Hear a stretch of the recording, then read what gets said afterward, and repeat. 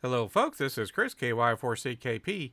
While we're busy getting ready for this year's McCreary Gravel Rally 2024, here's some footage from last year's rally to help tide us over.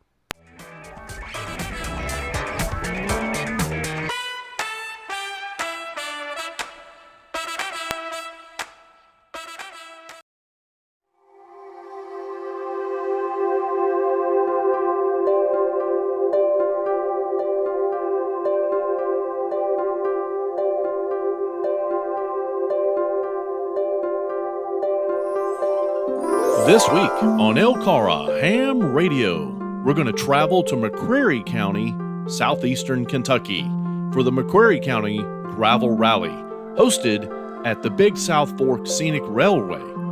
Not only is our club involved, but 2 other clubs came out to help out. And boy, was it a lot of fun. A lot of work, but a lot of fun. Here's a tidbit.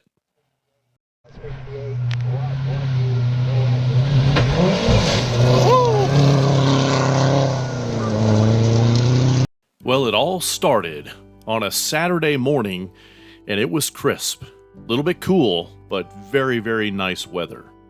As you can see here from some of the drone footage that K5QF provided for the event, we had set up our emergency communications trailer. You can see the long antenna there on the bottom right poking up next to the colorful gravel rally car or truck there.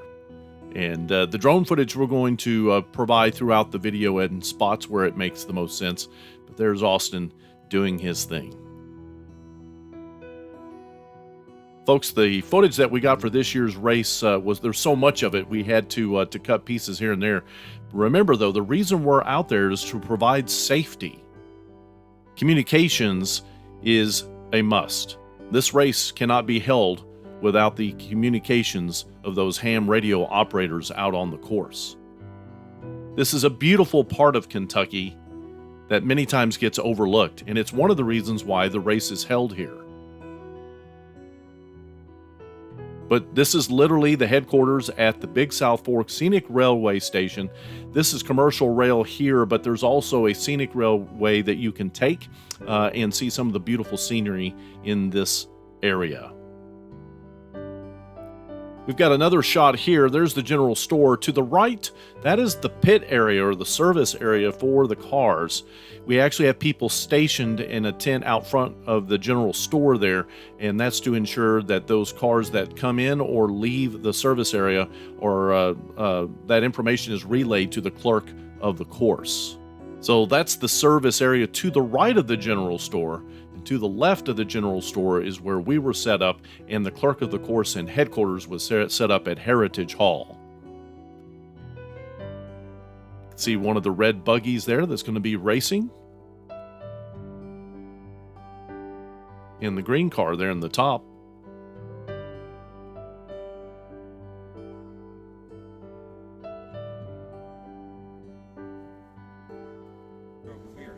So as I mentioned, we set up just to the left of the general store as you're facing it from the road. And here's where we set up the emergency communications trailer. Clerk of the course, Bernie Obrey, standing there in the doorway, is checking in with net control. We've got an antenna up about 30 feet and worked out very well. Of course, we're trying to bring in radio communications from 3 far-flung areas of the county. Here's some of our folks inside the trailer helping to provide those comms. There's AC4DM manning the station. Now, one of the things that sometimes doesn't come across well in some of the preparatory videos that we were showing you setting up the crossband repeaters is how mountainous this area is. And so Austin was able to get us some drone footage of stages 5 and 6 to show you this valley. There is a repeater, but it's 19 miles away. It just won't reach into these valleys, and that's why we set up our own equipment to facilitate the communications from this stage down in the bottom of this valley back to net control. And as you can see, all of these mountains and hills are high enough to block radio communications. So to get the rally started, KY4CKP and I took our vehicles to the top of a couple of ridges for stages 1 through 4.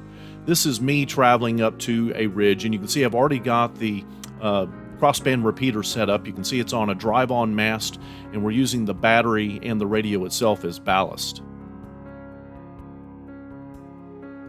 And then I moved away from the crossband repeater so that I wouldn't overload the radio when I needed to communicate, if at all. This is a really simple setup utilizing commercial, or I should say consumer equipment running in crossband with the Comet GP3 antennas.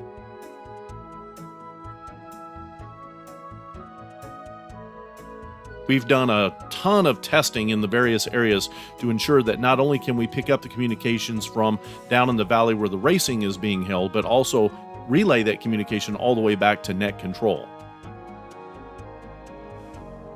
Now this is at a second stage. This will be stages 7 through 10. We set up a crossband repeater up on top of a hill to also provide that communications. And this was a tough lug. We had to carry the batteries up there, plus the radio, the antennas, and so forth. So it helps to have a buddy. You can see the frequencies we're using there. We're actually using 2 VHF frequencies, one on the end of a stage and one on the other finish end. This is the microbeam antenna that we used on the finish end for stages 7 through 10. We didn't actually get footage on race day, but this was on one of our testing days just to show you what that antenna looks like. And it worked really, really well. It's very difficult to get radio communications on the far north end of stages 7 through 10. And the microbeam did us a really good job. Again, attaching that to Chris's drive-on mast pole there, and then orienting the antenna back towards the crossband repeater.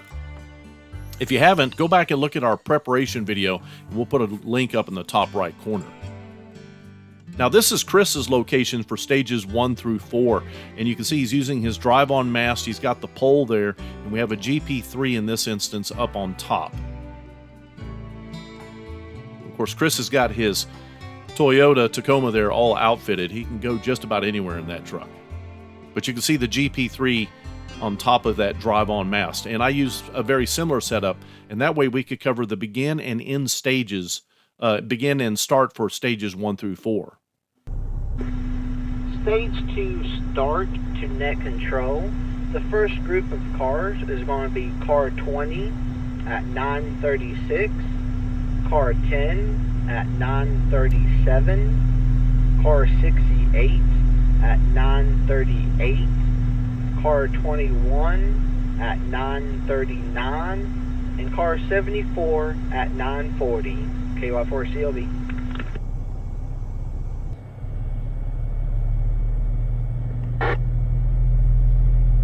Ask Perry to look at his text messages.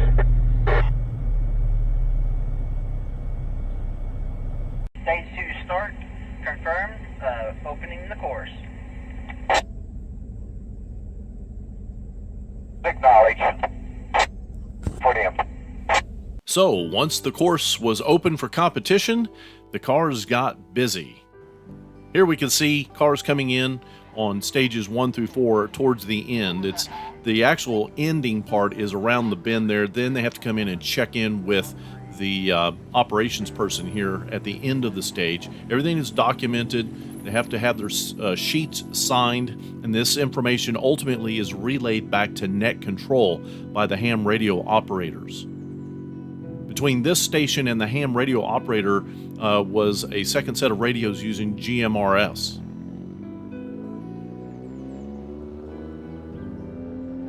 Here we're looking at Chris once again, and my truck, as we were getting ready to set up for stages 7 through 10. This is a crossband repeater that we put up on top of the hill here, and this crossband repeater will allow us to cover the end of stages 7 through 10 on the far north end of this stage. And we have a crossband repeater here with a Comet GP3 antenna. But on the other end will be the same drive-on mast setup, but with the micro beam from Compact Tenna. Now this is at the service area. This is in front of the service, the general store for service, and we've got several ham radio operators here keeping an eye and also checking in and out cars that may come in for service and letting the clerk of the course know about those activities. We actually had a fellow come up from the Plateau Amateur Radio Club to also help out at this station. Here we have one of our competitors on stages 5 and 6. Some of the cars took it nice and easy, and this is actually not the deepest water on this stage. I wish we could have gotten some video of the actual creek that they have to cross, but that gives you an indication of the conditions of the road and a little bit of water. Here's another competitor. This is actually a Jaguar. And then the drone footage here provided by Austin, K5QF. Getting this drone footage was really cool. It gives you a neat perspective on the speed of these cars. And you can see them drifting here and there on this gravel road. And yet another car coming through. We didn't have sound in this particular instance, but I've got a clip coming up that does have sound. But you can see how fast they're going through here. And here's one of the buggies coming through. Both types of cars were racing this day.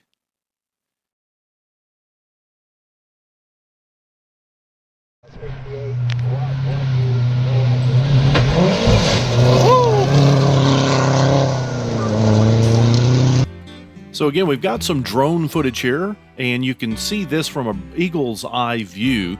There goes one of the red buggies through the stage, and what's wonderful about this particular view is you can see that this is relatively early springtime in Kentucky. The leaves are definitely coming out, but still not in full bloom just yet.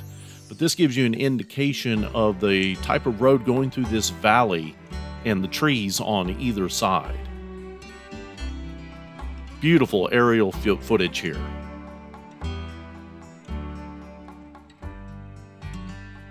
And this brings the race, an interesting news perspective.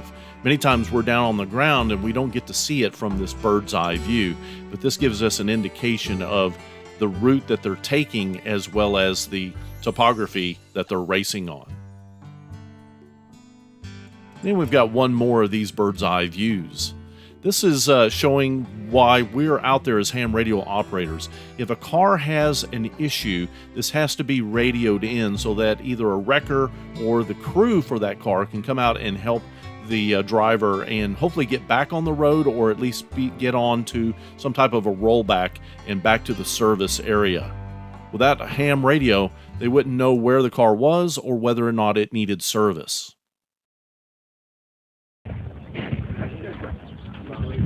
So we're down in the service area. They just finished a couple stages of the race, and everybody's coming back in to change tires, make minor adjustments. So we can look under the hood here. Good. Yeah, you welded it back in there when you destroyed it, that's possibly gets all in the rebind adjustment or whatever. Not all the cars are back down in here yet. We still have some up on the entrance up there. They're letting them in groups, keep everybody's time straight. So we got a couple empty spots down here yet. A couple cars broke down. They're on their way in. Everybody's in here right now working on them, gassing them up, checking them out, getting ready for the next leg.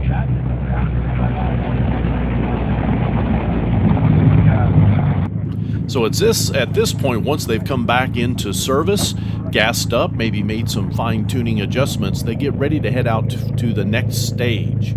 All of this is tightly choreographed. 0 car to net control. This is net control. 0 car has completed stage 10 with no issues to report. KQ4 DKS. Stage 10 start. Car 68 at 1951, 21 at 52, 74 at 53, 11 at 54, 53 at 55. Stage 10 start. Acknowledge first 5 cars entered the course. KY4 CLB.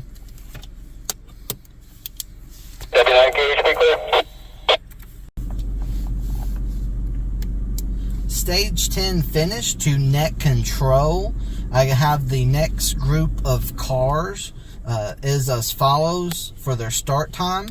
Is car 73, started at 1956. Car 46 started at 1957. Car 67 started at 1958. Car 25 started at 1959. And car 51 started at 8 o'clock. KY4CLB.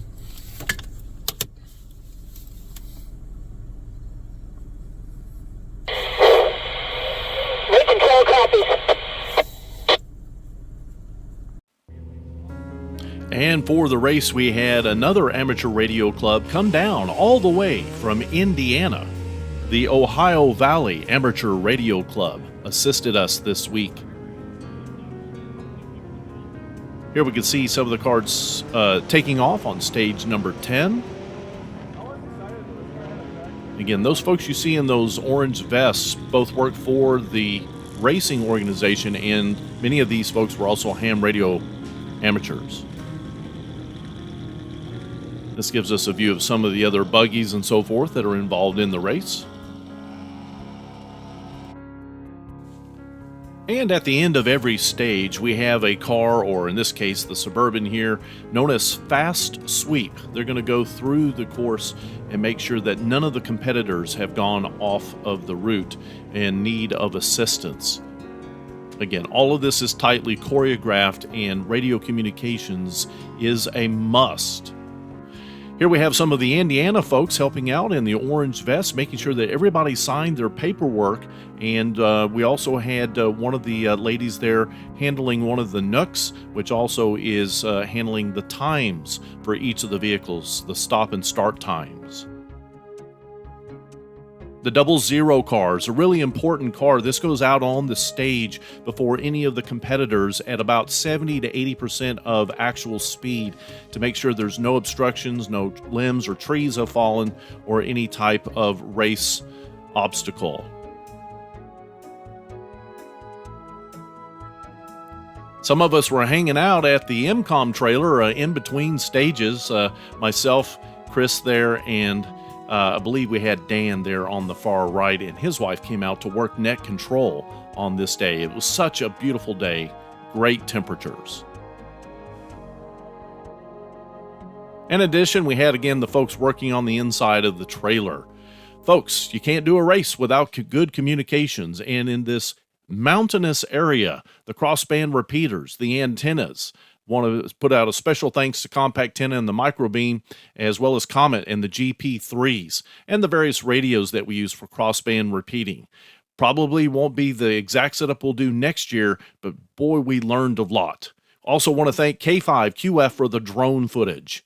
Folks, get your clubs involved in these types of events. You'll just be amazed at how many skills you'll learn about just to be able to help out an organization.